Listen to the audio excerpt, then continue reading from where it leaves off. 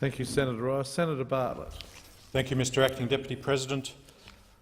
I'd like to speak tonight reflecting on a couple of things triggered by some recent visits to central and northern Queensland, the state I have the honour of representing on behalf of the Greens, and also some of the debates in this place just in the last couple of days, and some media reports as well, all of which go to the state of our environmental protection laws, both at national level and in my own state of Queensland. It's often hard not to reminisce, if that's quite the right word, about past decisions of this chamber when you're in my circumstance of coming back after a 10-year break and having been in this place literally last century, well over 2 decades ago since I first got involved in Senate-related activities and work, and just over 20 years since I first came into this chamber. And it's always frustrating to see some of the failures of the past continue to be unresolved, but it's also useful sometimes to look at some of the key decisions that were made that have managed to set benchmarks to at least hold some ground, to prevent things declining further, and what times those benchmarks have managed to hold firm to protect more negative things being done, or in the case of the environment, more damage being done. Just recently I was in far northern Queensland meeting with community organisations fighting to protect not just the natural environment in their area but the quality of life and the future of their communities, and ensuring that totally inappropriate developments, in often cases just ridiculous overblown property developments of the type unfortunately we're all too familiar with in Queensland, whether it's from the Gold Coast, right from the southern border right up into the far north, case after case, particularly along the coast, of ridiculously inappropriate property developments, often with a thin veneer of tinge of fake green about them.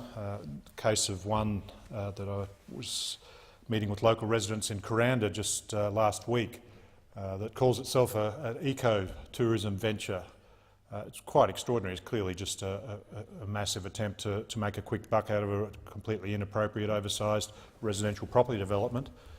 It shows the inadequacy of the environmental protection laws in Queensland. It certainly shows why we need to have the Queensland government act as quickly as possible on their pre-election pledge to legislate to ban donations from property developers, because time and time again we're seeing completely inappropriate use of land, clearly on the behest of developers trying to make quick bucks, not just at the risk of local environmental values, but often about the ability of other people already in the community, been there for long periods of time, to be able to even just protect the quality of their drinking water, their own water resources, their own ongoing small businesses, their own economic activity that are part of the sustainability of a community fabric. Those are put at risk by inappropriate developments. There's another one that, again, people trying to push on the community at Mission Beach. Met with some people there about an attempt to expand small few boat ramps in Clump Point at Mission Beach into an expanded small marina. And I remember having people concerned about that when I was in the Senate last time, over 10 years ago, and people managed to stop that type of inappropriate development then. But a proponent just goes away, comes back, rebadges it, and then it's back again. And they just keep coming back and back, trying to find ways to override the interests and the will of the local community, often with the support of whether it's a local council or a person from one of the establishment parties in key positions of power, a minister who's giving favourable treatment, who's able to find their way around the inadequacies in the state laws. That is why it's so important we have strong national environment laws.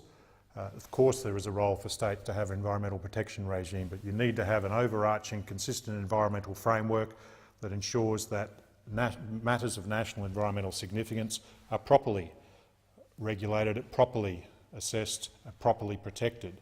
We need to make sure that the community is able to have a say in what happens in their own area, and their will is not overridden by corporations. And it's given me cause to reflect, seeing a string of articles just recently in The Guardian about the inadequacies in our national environment laws. And I guess it's particularly interesting from my point of view, having been a person literally last century, 1999, as part of the bringing into being of those national environment laws under the early days, as it turned out, of the Howard Liberal government, when Senator Robert Hill was the Environment Minister. And it's, I guess, particularly ironic for me because at that time it was a contentious decision due to the vagaries of the politics of the time. The Labor Party was opposing those changes, apart from the desire to lock in the inadequate regional forest agreements. They're pretty keen to do that, but they weren't supporting changes to broaden the environment laws because they didn't think it was strong enough. The Greens at the time, especially ironic for me at the moment, were also opposed to it for not going far enough, and copped a bit of a spray from Greens leader at the time. The environment movement itself was split. The peak environment conservation bodies in my own state of Queensland and the one in Tasmania and a couple of national environmental organisations were supportive of the attempts to at least modernise the previous almost non-existent national environment laws. But again, other environment groups were strongly concerned they needed to go further. From my point of view, it makes it all the more interesting to see how those laws have now been administered.